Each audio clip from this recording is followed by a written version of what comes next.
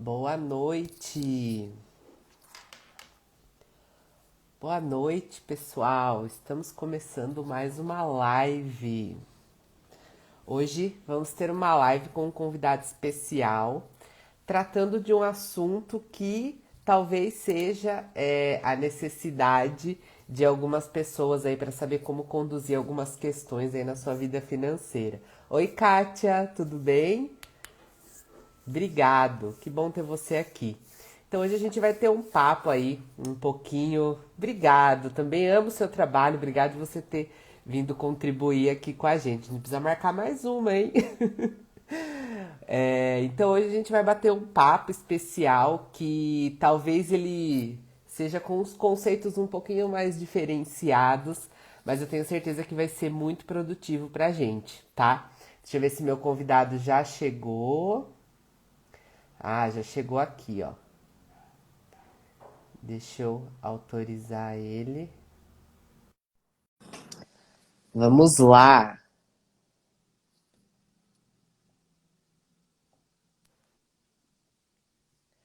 Oi, Guilherme.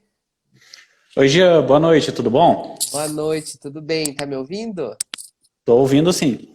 E você, tá Legal. me ouvindo? Tô te ouvindo também. A sua imagem tá carregando aqui, mas tá dando pra ouvir. Acho que daqui a pouco o Instagram puxa ela.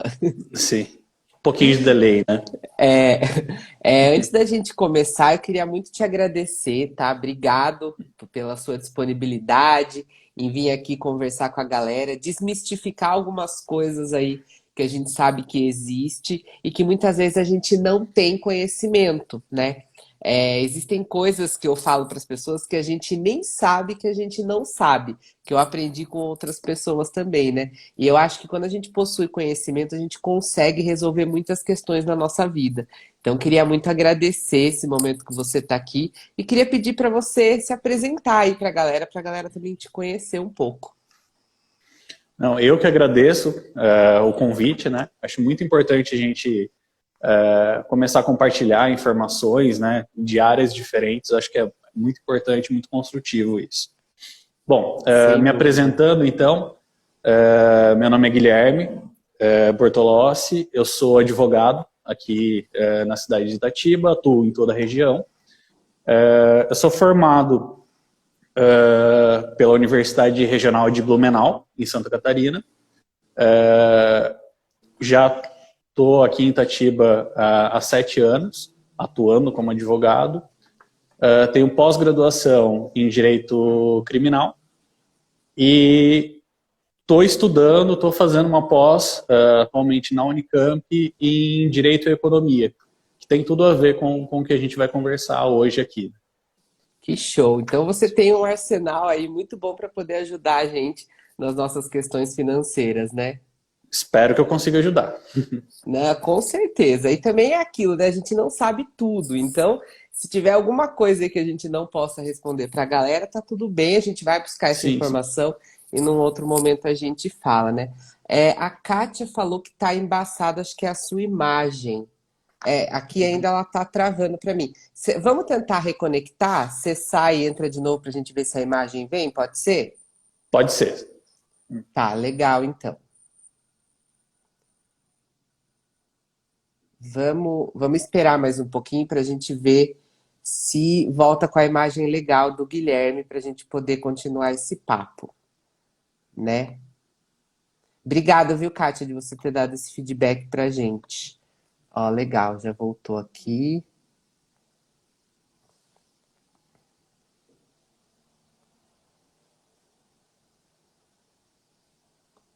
Foi agora?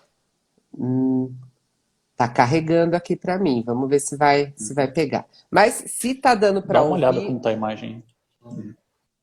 se tá dando para ouvir, ótimo. Vamos focar no conteúdo. A imagem a gente não, não é tão Sim, importante nesse momento, né? sim. Então, Bom, beleza. vamos lá então. Vamos lá.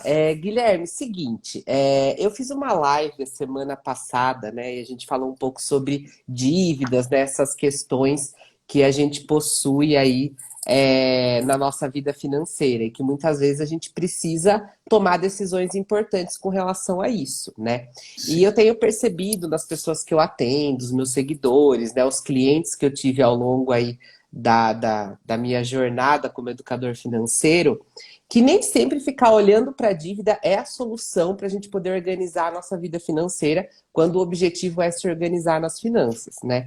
Eu aprendi uma coisa com um grande mestre aí, que é o T. Harv Eker, o autor do Os Segredos da Mente Milionária, e que ele fala que não se resolve problemas de dinheiro com dinheiro. E quando a gente vê pessoas endividadas, elas sempre têm aquele hábito de achar que é ter dinheiro, que é receber dinheiro, que eu vou conseguir resolver a minha situação. E eu já falo que nem não é dessa maneira, é com educação, né? Você aprende, tem conhecimento, se organiza e aí você resolve as suas questões. Não adianta você pegar uma bolada, resolver essa dívida que num curto tempo você pode voltar a se endividar de novo. A gente viu vários casos de pessoas, principalmente que ganharam aí nas nossas loterias, que depois de alguns anos voltaram à estaca zero, né? E a gente tem uma população, né? Eu não tenho dados estatísticos assim, mas eu sei que uma grande maioria se encontra endividada, por volta de 40% dos brasileiros, né? Só que tem algumas coisas que eu acho que a gente precisa ter conhecimento para a gente saber como lidar com essas dívidas, né? E quando a gente fala sobre esses direitos e deveres, a gente entra na área jurídica, que daí eu já brinco que é ado, cada um no seu quadrado, né? E aí eu fiz esse convite para você estar vindo aqui para ajudar a gente a desvendar algumas questões como essa, né? Então, eu separei aqui três tipos de assuntos para a gente poder falar sobre dívidas, que é o que eu classifico como as dívidas que são perigosas, né? As dívidas em alerta e as dívidas mais leves. Então, puxando um pouquinho esse gancho das dívidas mais perigosas aí, que geralmente é aquelas que têm algum bem em garantia. Como que funciona esse processo para a gente poder pensar como agir com relação a essa dívida? Se eu preciso me atentar, se eu não posso atrasar, se isso pode me trazer alguma consequência. Como que juridicamente isso funciona? Tá, vamos lá. Bom, só dando uma introdução ao que você disse antes, qual que é o grande problema nosso aqui no Brasil? A gente tem um dos sistemas bancários, né, financeiros mais complexos do mundo, e aliado a isso, a gente tem uma população que é muito pouco educada financeiramente. Então, o que acontece? É a receita para o sucesso do banco. Eles conseguem fazer muitas coisas que protegem a eles e acabam, desculpe a palavra, mas ferrando com o cidadão. A verdade é essa. Por isso, é interessante que a pessoa tenha consciência, no mínimo consciência, do tipo de contrato, do tipo de negócio que ela está fazendo. Pensando assim, né, nessas dívidas de perigo que você comentou, a gente tem que compreender, né, que a maioria dos contratos hoje, a maioria dos negócios que a gente faz, eles estão ancorados com algumas garantias. Vamos pensar assim, por exemplo, no financiamento do carro. O financiamento do carro, existem alguns tipos de contratos que eles são mais usuais da gente utilizar na hora de fazer a aquisição do bem, que é o contrato de leasing, o contrato de CDC e o parcelamento, a venda a prazo, o parcelamento comum, né? Que isso normalmente acontece quando a transação entre pessoas físicas, né, sem o intermédio do banco. O leasing, por exemplo, ele é um contrato que, na verdade, inicialmente, você não está comprando o bem. Você está alugando ele. Você está alugando o carro. Quem é dono daquele carro é o banco, é a instituição financeira.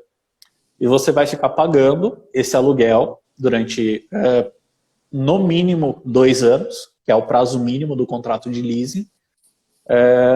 Ao final, o banco vai dar a opção de você ou fazer a quitação desse bem, Se for o leasing que a gente chama de leasing operacional, então assim, você paga durante um tempo o aluguel, depois você tem que quitar o resto do bem à vista, que seria mais ou menos 80% do valor.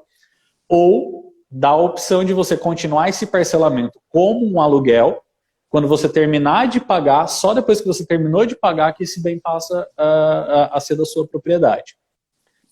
Então, assim, a gente tem vários benefícios com isso. Por ser uma transação um pouco mais facilitada para o banco, normalmente os juros é um pouco menor, ele não tem cobrança de IOF, tem algumas coisas que são benefício para quem está comprando. Porém, como eu disse, é um aluguel. Você deixou de pagar, eles vão lá e vão tirar de você, sem você ter direito a receber nada de volta. Entendeu? Algumas... E geralmente esse processo de retirada ele é imediato, por exemplo, não paguei, a parcela venceu hoje e não paguei. Existe um período para eles poderem retirar ou não identificou o pagamento, já retira esse bem? É assim, a partir do momento que não identificou o pagamento, eles já podem tirar. Mas normalmente eles esperam mais ou menos uns 2, 3 meses. E assim, é muito fácil de tirar o carro nesse tipo de contrato. Porque você não precisa passar por uma ação de cobrança, não precisa passar por uma ação de execução. Você vai direto para busca e apreensão. Ele vai chegar para o juiz e vai falar assim, olha, eu quero o carro de volta porque não foi pago. O juiz vai falar assim, beleza, vai mandar o oficial de justiça na tua casa, vai pegar esse carro, vai levar embora e você vai ter que comprovar que fez o pagamento, caso você queira o bem de volta, que seria a irregularidade, ou você vai ter a opção de fazer a quitação integral do valor do carro para você pegar ele de volta, senão você não consegue mais. Ele é devolvido para o banco, o banco vai fazer todos os cálculos, né, do tempo que você ficou, se teve alguma deterioração no carro, alguma coisa assim do tipo, vai ver se tem algo a cobrar ou algo a devolver para você. Basicamente isso. Então, essa situação seria na modalidade de um contrato de leasing para um veículo. Isso, contrato de leasing.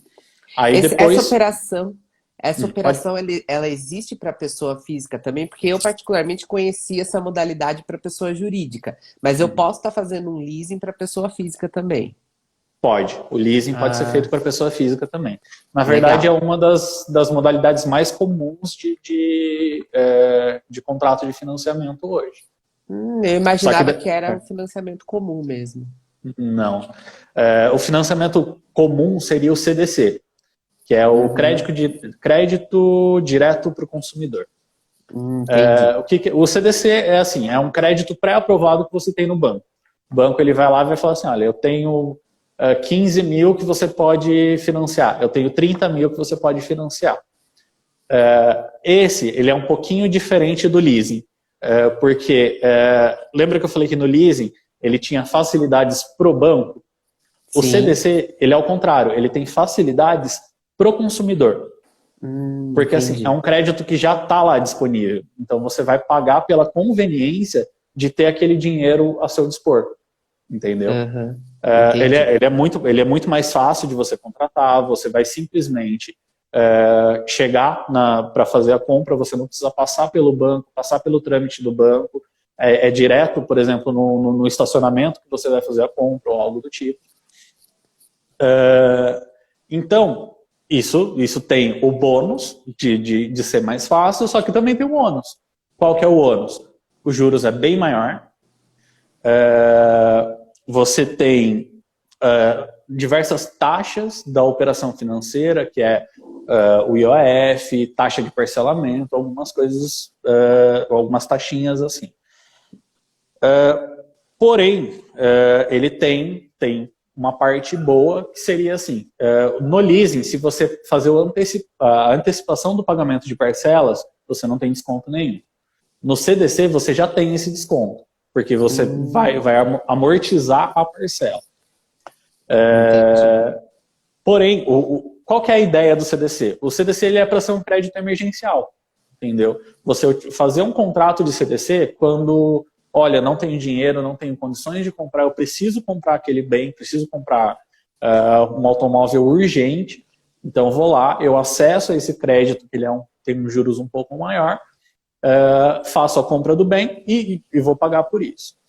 Quanto à questão contratual, o CDC ele pode ou não ter o automóvel ou o bem que você está comprando como garantia. Isso vai depender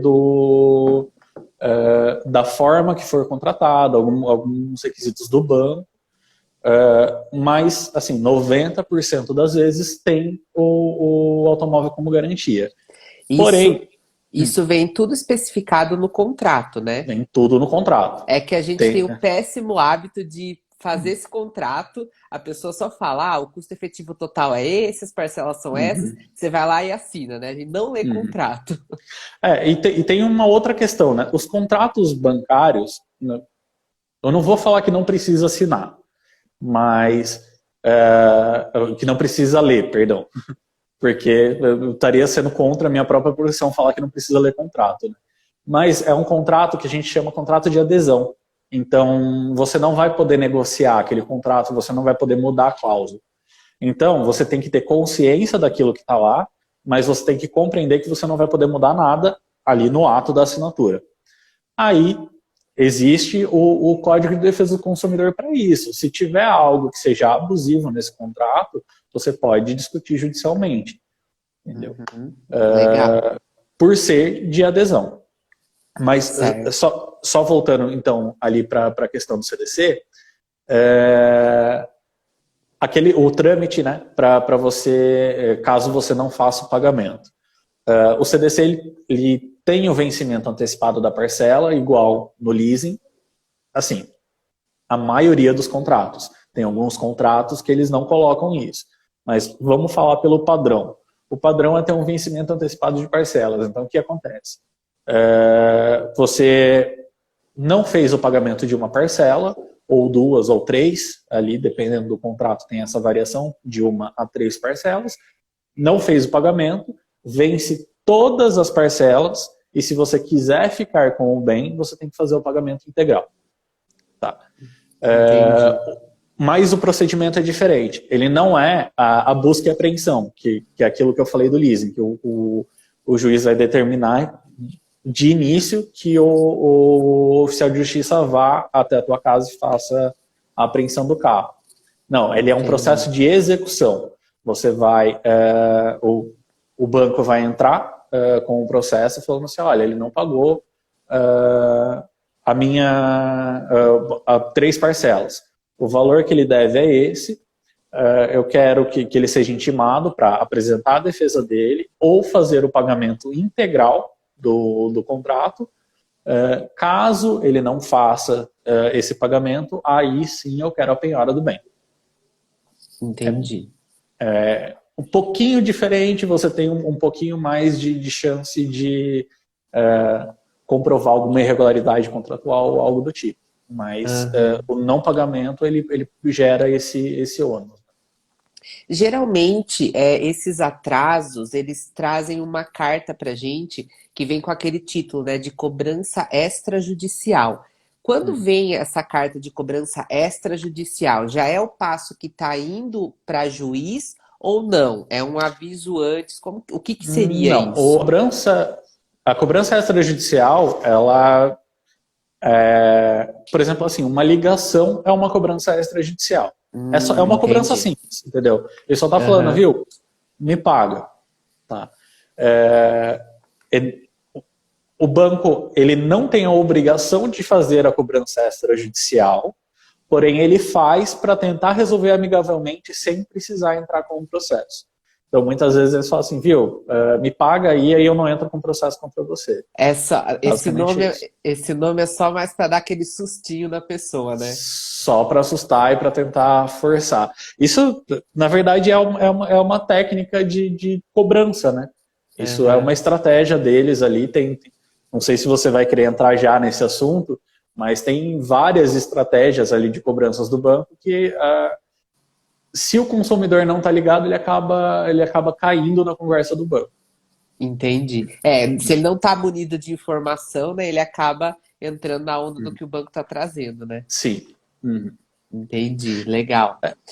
E E só mais um detalhe, que nessas dívidas de perigo, eu queria adicionar dois tipos de dívida que tem muito perigo e que as pessoas costumam não falar sobre elas. A Legal. primeira, pensão alimentícia. Pensão Ah, alimentícia é a única dívida que você pode ser preso se você não fizer o pagamento. mas essa daí ela já não é descontada direto do salário da pessoa? Não em todos os casos. Hum, Por exemplo, assim, para ela ser descontada diretamente do salário da pessoa, primeiro a pessoa tem que trabalhar registrada, né? Porque tem muitos trabalhadores informais. Segundo, ou a própria pessoa leva para o RH da empresa e fala assim, olha, eu quero que desconte, ou a pessoa que vai receber os alimentos, ela vai ter que pedir para o juiz oficiar a empresa para a empresa fazer o desconto em folha. Então, não é todos os casos que é descontado, não. entendi. E assim, Esse é um caso que eu nunca peguei e nunca vi mesmo de uhum. pensão. Assim, assim, 3 meses, acima de 3 meses não é a prisão, tá? Mas se você ficar 3 meses sem pagar e a pessoa entrar com um processo nesses 3 meses, você tem que fazer o pagamento integral ou você vai preso. É basicamente Hum, isso. legal. E a Então, o... pensão alimentícia não pode deixar de lado, tem que Não. manter regularidade. E a outra dívida que daí e que poucas pessoas comentam é uma dívida que não é da pessoa. É quando ela é avalista ou fiadora de um contrato. Ah, sim. Aham, exato. Essa dívida, normalmente as pessoas acham que subiu, mas não fui eu que fiz o contrato, então por que é eu que tenho que bancar? É, exato. E, Inf- e eu até falo para as pessoas, eu falo assim, se você está emprestando o seu nome para poder fazer algum financiamento, algum empréstimo, analisa se você tem condições de pagar aquela parcela.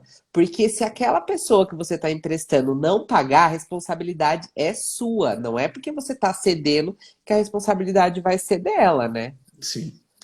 O que eu sempre falo é que quando você é avalista de um contrato, a responsabilidade daquela dívida é muito mais sua do que da pessoa que está fazendo a compra. Porque assim, ela pode até deixar de pagar, porque se ela deixa de pagar, o processo não vai contra ela. O processo vai contra você, que é avalista. E um dos grandes problemas desse tipo de contrato é que o avalista, o fiador, ele não tem o direito a empenhorar, né, a empenhorabilidade dos bens dele como bem de família. Que é o caso, por Hum. exemplo, assim, você tem só a sua casa, só tem uma casa, você reside nela, ela é um bem de família. Esse bem de família ele é impenhorável. Por uma dívida comum, ninguém pode penhorar essa casa, ninguém pode tirar essa casa de você.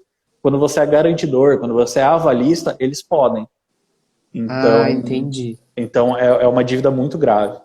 Entendi. Então, ó, fica a dica aí, né? É bom você evitar esse tipo de operação, porque a gente sabe o quanto tem gente que faz coisa errada, né? A gente confia na pessoa naquele momento, e geralmente contratos de empréstimo são a longo prazo, né, Guilherme? E aí a gente acaba achando que essa pessoa realmente vai cumprir com o compromisso, ela acaba não cumprindo, e quem acaba se ferrando aí é a gente, né? Uhum. Como que tá a imagem agora, Gia? Vê se É, a melhorou. imagem aqui ainda tá carregando para mim. Você quer Acho tentar? que Eu eu vou, vou tentar trocar a internet aqui. Você quer tentar entrar de novo? Eu faço a Tá, solicitação. Pode beleza, ser? então. Vamos ver se a gente Beleza. consegue daí trazer você aqui. Tá. Legal. Vamos aguardar um pouquinho, Guilherme. E aproveita, pessoal, se vocês têm alguma dúvida com relação a esse assunto, coloca aqui nos comentários, que daí, se o Guilherme conseguir ajudar, vai ser um prazer ele estar respondendo aí também as perguntas de vocês, tá? É claro que a gente não sabe de tudo, mas à medida do possível a gente vai ajudando vocês. E aproveitando, só para quem ainda não viu, tá acontecendo a série A Rota da Organização Financeira. Toda terça e quinta eu tô fazendo lives às 19h19 falando sobre finanças. Vamos ver agora aqui. se vem a imagem do Guilherme. Vamos ver se voltou agora, se vai dar certo. Bom, tá carregando aqui, vamos ver se ele vai carregar com o tempo. O Instagram realmente ele tá assim muito bugado.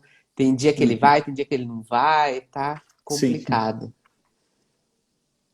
Bom, vamos ver qualquer coisa, se não rolar, a gente tenta fechar a live, abre uma outra, vamos ver como que faz, certo? Ô, Guilherme, com relação a... Opa!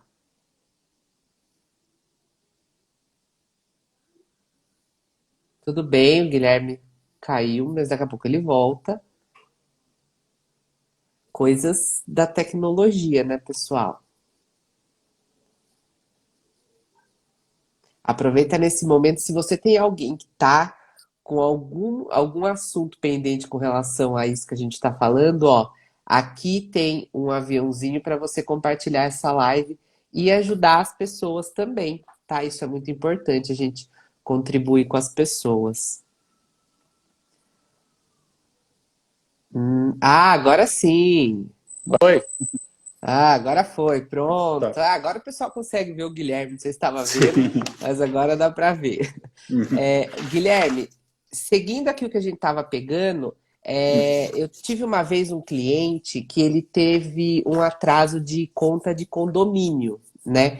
E eu entendo, tá? Não sei se eu estou entendendo errado, que esse tipo de atraso pode gerar consequências para o bem dessa pessoa, né? Tanto que ele teve conta bloqueada, acho que foram 4 meses que ele deixou de pagar. Esse tipo de despesa com condomínio também pode gerar assim, uma dor de cabeça um pouco maior? Ela gera uma dor de cabeça maior, mas ela é mais fácil de negociar do que com o banco. A conta de condomínio é o que a gente chama de uma conta, de uma dívida, né? Propter Rem. O que é Propter Rem? Ela é uma dívida do imóvel, ela não é uma dívida necessariamente da pessoa. Então, assim, por isso que dá mais dor de cabeça. Você pode vender o imóvel para terceiros, você pode manter o imóvel com você, aquela dívida ela vai permanecer, ela vai ser transferida para a pessoa seguinte que adquiriu o bem. E pode ser utilizado o próprio bem como garantia do pagamento dessa dívida. Esse é o primeiro ponto, tá? A questão de bloqueio de conta, essas coisas assim, ela é uma modalidade de execução de penhora que ela existe em todo o contrato, desde que ele seja executado. Quando você executa um contrato, você vai entrar com um processo de execução, que é aquilo que eu falei lá do CDC. Vira para o juiz e fala assim, olha, eles não me pagaram. Eu quero que você cobre judicialmente deles para mim. O juiz vai mandar uma notificação, você vai ter o prazo de até 15 dias para fazer o pagamento. Se não fizer o pagamento, você tem 15 dias para fazer a sua defesa. Olha, não fez o pagamento, não fez a defesa, ou fez a defesa e a defesa não foi aceita pelo juiz, você vai passar para os procedimentos de penhora. O procedimento de penhora ele sempre vai do menos danoso para o mais danoso. Então, como que seria? Primeiro, você vai fazer a penhora online, que é a penhora das contas judiciais. O juiz ele vai falar assim, olha, eu quero que bloqueie.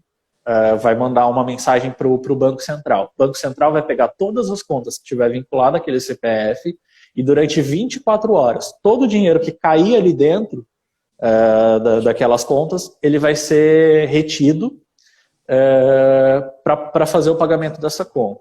Tem alguns tipos de contas que elas são impenhoráveis, então a gente consegue pedir a liberação desse dinheiro, mas no geral ele vai ficar lá com o juiz, não teve defesa, não teve ninguém falando que houve a impenhorabilidade, não houve o pagamento do bem, ele libera para o pagamento da dívida. Então, vamos supor que bloqueou as contas, não achou dinheiro nenhum, ou o dinheiro não foi suficiente. Você vai passar para o segundo menos danoso, que seria a penhora dos bens móveis. O que são os bens móveis? São carros e alguns bens que existem dentro da residência do devedor. Não conseguiu nada, ele vai passar para a penhora dos imóveis. Obviamente que assim, você não vai penhorar uma casa por uma dívida de R$ 200. Você não vai penhorar um carro por uma dívida de R$ 200. Tá? Isso tem que ficar claro. Só vai penhorar esses bens mais caros se o valor da dívida for razoavelmente alto. Entendi. E nesse rol aí de contas, por exemplo, uma conta numa corretora, ela entra também nesse bloqueio ou não? No bloqueio inicial, a conta da corretora não entra, por enquanto. Uhum. O Banco Central já está adaptando o sistema para pegar as contas de corretora, e tem um projeto também para investimentos. Legal. Tá. Que isso ainda não é automático. Mas, por exemplo, assim, não precisa nem ser o banco, tá? Eu, pessoa física, que estou cobrando a outra, estou cobrando uma dívida da outra, estou executando, se eu tenho conhecimento que a outra pessoa tem uma conta de investimentos ou tem uma conta na corretora sem o investimento também pode ser, eu posso pedir para o juiz, eu aponto ele, juiz, o Jean ele tem investimento em CDI, tem Tesouro Direto e ele tem algumas aplicações na Bolsa. É essas que eu quero penhorar. O juiz ele pode penhorar a parte disso. Ele não precisa fazer algum pedido para o Banco Central. Entendi. Legal. É que às vezes acontece alguns casos assim, das pessoas falarem assim, não consigo pagar essa dívida, não está cabendo dentro do meu planejamento financeiro. E aí a gente estuda toda essa questão, né? Tá, então vamos deixar essa dívida de lado, só que sobra alguma coisa quando você cria o seu planejamento financeiro, sobra. Então pega esse montante e guarda, vai poupando lá no investimento até que você acumule uma quantidade para a gente ir negociar no banco, né? É claro que existe toda uma estrutura para a gente poder analisar isso, que nem, por exemplo, uma dívida de um financiamento que tem algum bem em garantia. Isso pode ser um pouco perigoso, você pode acabar perdendo o bem. Então vamos trabalhar para poder colocar isso daí em dia. Agora, sei lá, um cartão de crédito não é uma prioridade tão grande. Dá para a gente estender um pouquinho mais, né? É bom a gente saber dessas questões também. Muito legal. Essa questão de investimento e de valores em corretoras, assim, é bem difícil alguém pedir a penhora, porque, como eu disse, a pessoa que está cobrando tem que saber da existência dessa conta. O que eu aconselho normalmente? Por exemplo, assim, se eu tenho um investimento, digamos assim, que eu não passei por corretora, eu fiz um investimento com o Banco do Brasil, e eu estou com uma dívida com o Banco do Brasil, ele vai saber desse meu investimento. Então, nesse caso, ele vai pedir a penhora. Então, o ideal seria você tirar o dinheiro desse investimento, para não correr o risco dele ser penhorado. Mas investimentos comuns, assim, dificilmente, se não for a mesma empresa que está cobrando, dificilmente eles pedem esse tipo de penhora. E como eu disse, nesse caso de você juntar um dinheiro para fazer o pagamento da dívida, existem contas impenhoráveis, igual eu te falei antes. Por exemplo, assim, a conta poupança, até R$50 mil, que seja utilizada como poupança, porque tem muita gente que usa a conta poupança como corrente. Então, se ela for utilizada só como poupança, olha, só estou colocando dinheiro lá esperando investir e faço retiradas esporádicas, ela é impenhorável. Tá? Ela não, o juiz ele não pode penhorar aquele valor. Se ele pode bloquear, aí tem que contratar um advogado, o advogado vai fazer uma petição que é super simples, vai falar assim, olha, esse valor é impenhorável, eu quero a liberação. Aí ele vai ser liberado e vai voltar para a conta normalmente. Tá? Então, existe alguns meios de você resguardar algum patrimônio. Tá? Assim como outras contas que são impenhoráveis, conta salário, a própria conta corrente, o valor que vem de, por exemplo, benefício previdenciário ou benefício assistencial, por exemplo, Bolsa Família, esse auxílio emergencial do governo de R$600, comprovadamente sendo esses valores não pode ser penhorado também. Entendi. Legal, bom saber disso daí, né? Sim. E aí, quando a gente parte aí para algumas dívidas que é mais em estado de alerta, que não são tão perigosas, daí a gente fala mais de empréstimo pessoal, cheque especial, cartão de crédito. O que que a gente precisa se atentar nessas questões? É, então, é, o, o- é que aqui a gente vai entrar num problema, meio que num conflito Aham, do meu eu profissional com o meu eu pessoal, né? Digamos assim. aham. Porque eu profissional, eu não posso virar e falar assim, olha, viu, não paga esse valor. Não, não posso. Mas eu tenho conhecimento de algumas questõezinhas internas do banco. O banco, ele tem o que eles chamam assim, é uma taxa de inadimplência. Isso já está embutido em quase todas as transações financeiras. Então, assim, o banco ele sabe que uma parcela das pessoas que contratam empréstimo pessoal, cheque especial ou cartão de crédito, ela não vai pagar. Então, muitas vezes, não é todas as vezes, muitas vezes eles deixam para lá, pelo menos durante um tempo. O empréstimo pessoal, falar especificamente de cada um. O empréstimo pessoal, ele existe um contrato básico por trás dele. Então, ele é o mais difícil de você negociar, tá? Dependendo do valor que tiver em aberto, eles vão para execução, só que eles dão um certo tempo, dá para dar uma segurada. O que a pessoa tem que se atentar, tanto no empréstimo pessoal quanto no cheque especial, é a questão da... Vou utilizar um nome que não é o correto, mas para o pessoal entender, é a penhora interna. Eles vão penhorar o dinheiro que você tem dentro do banco. Por exemplo, assim, você entrou no cheque especial numa conta no Santander de 5 mil reais. Todo o dinheiro que você depositar lá, ele vai ser para ir compensando esse cheque especial até fazer a quitação integral. Isso vai comendo juros, vai contando juros, tem um monte de Que coisa. aí começa a entrar naquela bola de neve, né? Exatamente.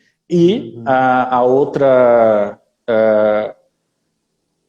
situação, que daí seria específico do cheque especial, do cheque especial e do cartão de crédito. Ele pode ter um bloqueio da conta, bloqueio de serviço da conta. Por exemplo, assim, você gastou demais esse cheque especial, você não está pagando, eu vou cortar seu cheque especial. Eu vou cortar o teu limite de crédito, você não vai poder fazer mais empréstimo. É basicamente isso o que ocorre. E no cartão de crédito, ele é uma anomalia, digamos assim, porque ele é o crédito mais fácil que tem para o consumidor. Então, e ele tem os juros altos também, se você não faz o pagamento. Só que ao mesmo tempo que existe isso, ele é o crédito mais difícil para o banco fazer a cobrança, judicialmente falando. Porque dá muita dor de cabeça para você conseguir cobrar o cartão de crédito. Então, normalmente, o cartão de crédito o banco não cobra, não entra com ação judicial, a não ser que seja um valor muito alto, né? Mas os valores baixos, até uns 5 mil reais ali pelo menos, dificilmente ele cobra. E ele é fácil de você negociar. Então, o que eu costumo, pela experiência, indicar é assim, olha, você está com dívida do cartão de crédito, não está conseguindo pagar, deixa ela de lado um pouco, espera um tempo. Depois de um tempo com aquela dívida lá, você entra em contato com o banco e pede, viu, quanto que está para eu fazer a quitação? Eu tenho um caso de um cliente meu que ele devia mais ou menos uns 7 mil reais no cartão de crédito. Ele ficou um ano sem pagar. O pessoal cobrando direto, ele falou, não tenho. Depois de um ano, ligaram para ele e falaram assim, olha, se você me der 2 mil reais, a gente faz a quitação. Entendeu? Então ele diminuiu, ao invés de ter juros, ele teve desconto. Então, em vez de ele pagar 7 mil reais naquela fatura, ele pagou 2 mil reais. Por quê? Compensa para o banco receber menos. porque Sim. o gasto que ele teria para fazer a cobrança era muito maior. Mas aí é aquele conceito, né, de você não priorizar pagar aquilo agora, mas Isso. criar uma reserva para que você possa Sim, negociar isso claro, daqui a alguns meses, né? claro. Uhum. Nunca deixar para trás uma dívida. É priorizar as que são mais urgentes. E a única coisa que eu também sempre alerto, não é porque isso acontece que vai acontecer sempre. Então, tem que tomar cuidado. É só se realmente não tiver condição nenhuma de fazer o pagamento. Se É, você até tiver porque como pagar, pagar. Até porque acredito que cada empresa tem a sua política, né, de cobrança, de liberação de crédito e etc. Não é Uhum, um passo a passo que exatamente. todo mundo segue, né? Sim. Ó, E instituições menores também têm, não são tão flexíveis, né? Porque elas giram muito menos dinheiro do que bancos grandes. Então, normalmente elas elas correm tendem a ficar atrás. mais em cima daí, né? Sim. Legal. A gente tem uma pergunta aqui, vamos ver se você pode ajudar. Depois que tem uma sentença de pagamento de dívida, pode ser recorrida? Dá para recorrer? Assim que tem a sentença, dá para recorrer. Tem um prazo normal de recurso.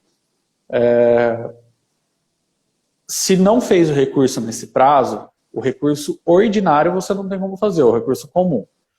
Você teria outros tipos de recurso. Por exemplo, assim, se teve, que é algo mais técnico, né? Se teve alguma nulidade no processo, você pode entrar com uma ação pedindo a nulidade nesse sentido. Tem a sentença, por exemplo, de pagamento de dívida, eu acredito que seja numa ação de cobrança, que seria ação de conhecimento, que a gente chama.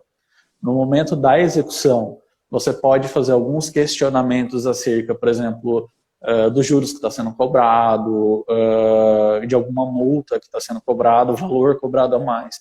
Então, tem alguns recursos que podem ser feitos, sim. Mas o ideal é que seja feito o recurso no prazo correto, se tiver algo a recorrer, né? Que seria normalmente 15 dias úteis após a publicação da sentença. Legal. Ó, então tá aí a resposta para Marília, né? Espero que tenha ajudado.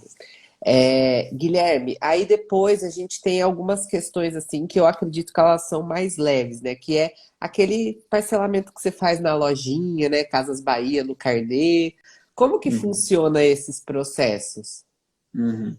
Bom, o que a gente precisa entender? Toda relação, relação contratual, pessoal ali, ela gera um efeito jurídico. O que vai diferenciar cada um é a formalização do contrato feito entre as partes. Por exemplo, assim, a gente pode fazer um contrato verbal, aquele contrato no fio do bigode, né, que o pessoal costumava chamar. Ele é um contrato, ele tem validade se você conseguir comprovar a existência dele, mas ele é inseguro.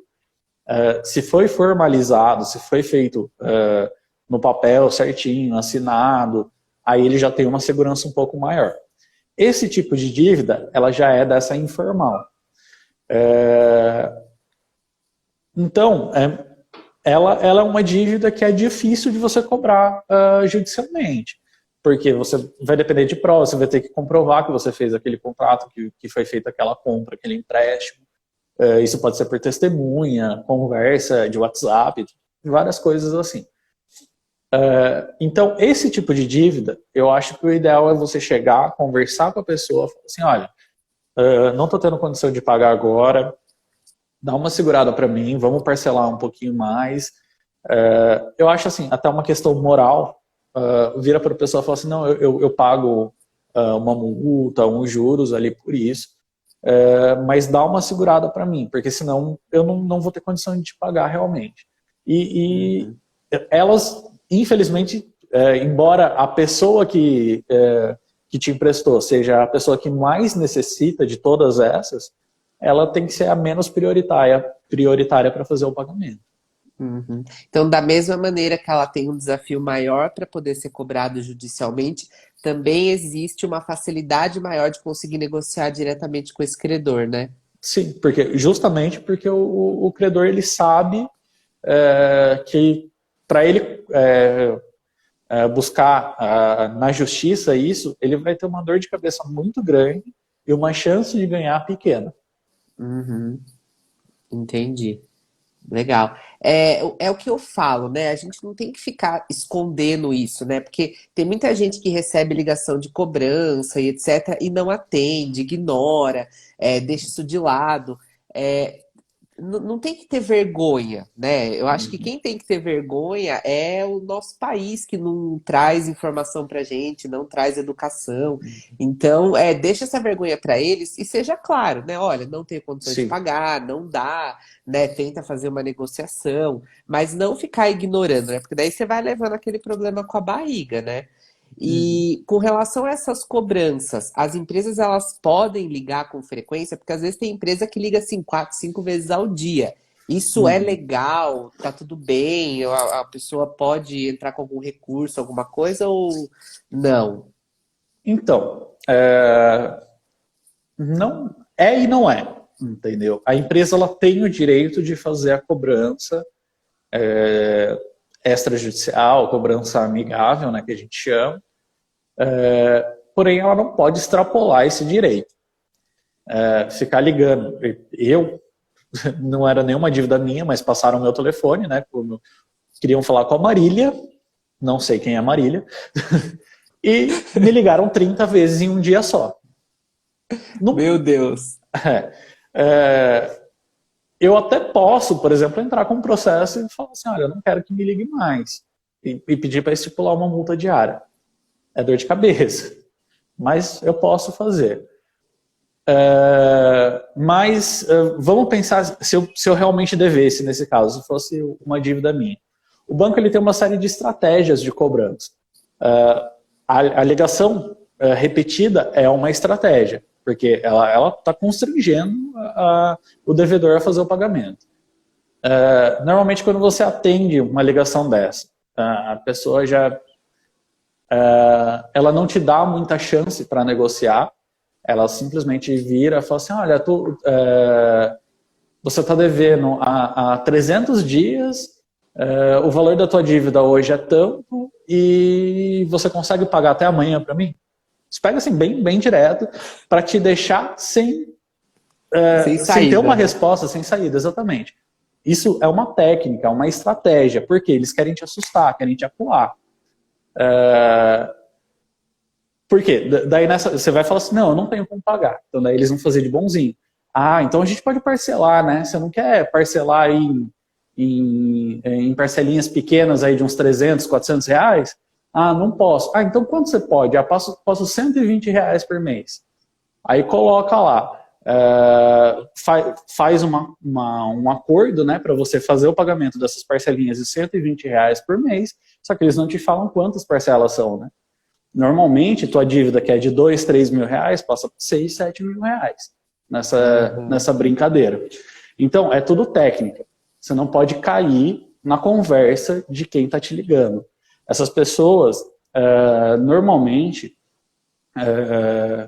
até respondendo uma pergunta que apareceu ali no chat, se a dívida pode ser vendida para terceiro, ela pode ser vendida para terceiro. Tem algumas exceções, mas a maioria, principalmente essas contas de bancos, elas podem ser vendidas.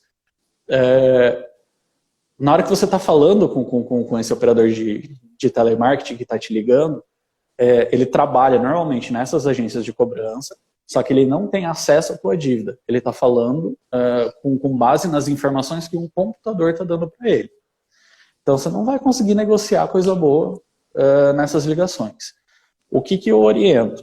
Até é uma coisa que eu discordo um pouco do que você falou na tua última live, então vamos entrar na controvérsia. Quando é banco, né, esse tipo de dívida, tá? Banco, instituição financeira, você não tem dinheiro para pagar, não perde seu tempo atendendo. É do banco Bradesco. Eu não tenho o que falar, desliga, senão vai ser dor de cabeça, injeção de saco para tua cabeça. Se você tem como pagar alguma coisa, você quer negociar, e eles te ligam, o que eu oriento? Eu falo assim, primeiro de tudo, grava a ligação. A maioria dos celulares hoje tem aplicativo para fazer gravação, se não tiver, coloca no Viva Voz, faz uma gravação externa. Perdão. Se não tem a necessidade, mas por uma garantia para não ter encheção de saco depois, se na ligação o atendente já te falou que a ligação pode ser gravada, você grava sem falar nada. Se ele não te falar nada, você pergunta, viu, essa ligação pode ser gravada? Aí o atendente vai falar assim, pode. Aí você fala assim, então vou gravar, tá? Daí você começa a gravar a ligação.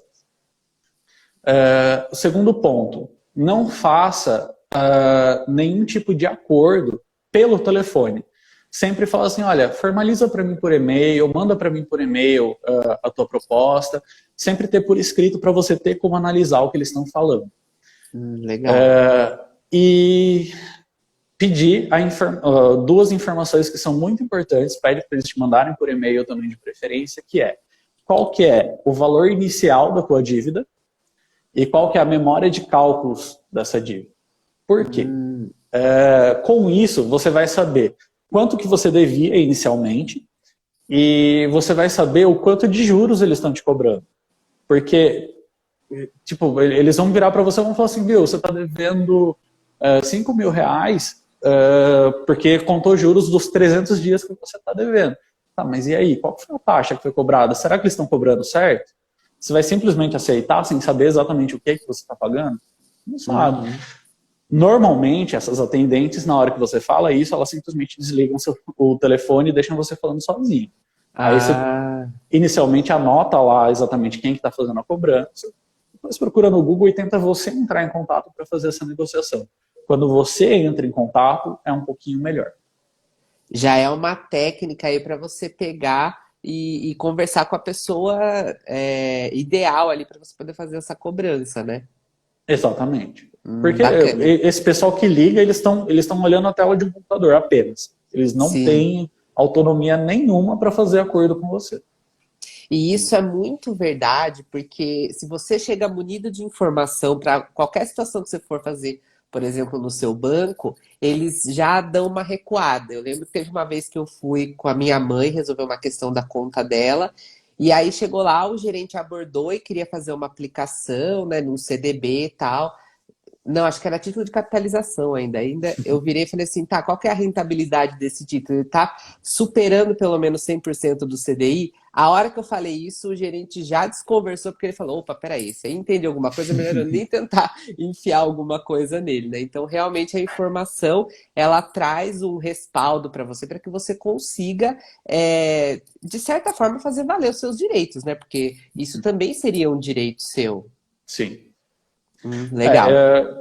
Lidar com banco é bem complicado, tá? Sendo bem sincero. Mas eu acho que tem mudado bastante nos últimos anos, né? Porque tem muita informação rolando aí pela internet, né? Então as pessoas, elas, quem quer realmente consome esse tipo de informação. E aí vai resolver as suas questões com mais informação, né? Sim, mas assim, isso em banco privado tem mudado. Quando você vai lidar com um banco público, Caixa Econômica e Banco do Brasil é péssimo para lidar, até para advogado, até juridicamente falando, é péssimo, porque é totalmente descentralizado. Você não consegue resolver nada na agência, e por telefone você também não consegue, aí você tem que ir atrás das gerências regionais, que daí depois te passa para outra pessoa, porque ninguém sabe, quer dizer, todo mundo sabe o que fazer, né? Mas eles querem complicar a tua vida, a verdade é essa. E eles falam assim, não, isso não é comigo, e fica assim. Eles te dão canseira. Então, Terrível, banco público é complicado. Entendi.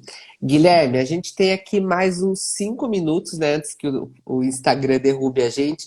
Eu queria, então, que você falasse sobre mais duas questões, tá? Sobre se a dívida realmente caduca em 5 anos, né? Como que funciona isso? E qual é o processo, por exemplo, que uma pessoa precisa fazer para poder ter um apoio jurídico como o seu, por exemplo? Como que funciona? Se você puder divulgar aí, se existe algum custo mínimo, se tem alguma forma de fazer isso de uma maneira que não seja tão... que não disponibilize de muito mais dinheiro, porque às vezes a pessoa está endividada, ela não consegue nem ter recurso para poder estar pagando advogado. Sim. Bom, em relação a caducar, existe, né, que o caducar é o nome popular da prescrição, né, que a gente chama. É. Existe a prescrição da dívida. Normalmente 5 anos, tem algumas que levam até menos tempo, por exemplo, cheque a execução em si é 2 anos. Então, existe. O que a pessoa precisa entender? O que caduca é a questão processual. Você não pode cobrar processualmente. Não quer dizer que a dívida deixa de existir. Então, por exemplo, assim, a pessoa ela pode te cobrar amigavelmente o resto da sua vida. O que ela não pode? Ela não pode entrar com um processo no judicial, né, para tentar penhorar algum bem seu ou algo do tipo. Ela não pode, após a prescrição, ela não pode negativar seu nome, tá? Então, esse tipo de efeito que tem o caducar. Mas a dívida, para todos os efeitos, ela permanece existindo. Então, a pessoa ela pode te encher o saco, digamos assim, no resto da vida. E acerca de como procurar o serviço. Bom, as pessoas que elas não têm condições financeiras, elas podem procurar a OAB, tá? Quando tiver um processo civil ou quando quiser entrar com um processo, né? Não só quando tiver que se defender. Pode procurar a OAB. A OAB ela indica advogados gratuitos, né? De acordo com a renda da pessoa. Alguns, por exemplo, assim, negociar dívidas, algumas coisas assim. Existe como que é o nome agora? Do Serasa, que tem um dia que eles juntam várias pessoas para fazer negociação de dívidas. Tipo o feirão do Serasa, não é? Tipo isso, um feirão ali. Que é uma boa oportunidade para tentar resolver essas situações, porque daí você vai estar lidando com pessoas que estão lá para negociar, é diferente do atendente que só quer cobrar. Existe contratar o advogado particular, né? Porque daí o advogado particular ele vai cobrar de acordo com a realidade daquele caso específico. Então não tem como falar qual é o valor mínimo, o valor máximo, nada do tipo. Sim. Porque vai depender totalmente do caso específico. Tem discussão do próprio contrato, qual o valor da dívida, o que está em aberto, o que pode ser feito. Então o advogado particular seria isso. E teria algumas coisas assim, algumas possibilidades, por exemplo, acionar o Sejus, ou o próprio juizado especial, né, que é o Pequenas Causas, popularmente chamado Pequenas Causas, mas são órgãos que você vai atuar sem advogado. Então, entendi. Às vezes o molho pode sair mais caro que o peixe, porque se der algum problema ali, para o advogado resolver aquele problema, é 3 vezes mais o valor, entendeu? Então tem que pensar muito bem antes de procurar. Mas, se for coisa simples, coisa cotidiana, eu acho que pode ser procurado assim, o Sejusc e o juizado especial. Legal. Certo. Bom, olha, eu nem sei como te agradecer pelo tanto de informação que você trouxe aqui pra gente, né? Já tá, o Instagram já tá piscando aqui pra mim, que já tá finalizando. Acho que teria muito mais coisa ainda pra gente poder falar, né? Porque é um assunto que abrange muita coisa. Então, quem sabe aí numa outra oportunidade a gente não marca mais um papo para a gente estender algumas coisas aí. E eu queria deixar aqui, né, para o pessoal que se interessar, se precisar aí do seu serviço, né? Aqui em cima tem o perfil do Guilherme, se você quiser seguir ele lá, acompanhar ele. Lá tem seus contatos também pessoais, né, Guilherme, para poder entrar em contato com você? Vai ter daqui a pouco. Então ótimo. É um perfil novo que eu estou fazendo direct. profissional, mas vai ter daqui a pouco. Manda um direct daí se não tiver Sim. lá, né? Então, eu queria muito te agradecer, viu, Guilherme, pela sua disponibilidade, por tudo que você compartilhou aqui com a gente, que ó, realmente foi incrível. Muita informação que eu não conhecia e que eu tenho certeza que muitas pessoas também não conheciam. Imagina. Eu que agradeço o convite e sempre que precisar eu estou à disposição. Tá Podemos ótimo, então. estender esse papo aí mais vezes. Show de bola. Então a gente vai se falando, beleza? Beleza, então. Obrigado, viu, Guilherme? Obrigado. Tchau, tchau. Tchau, pessoal.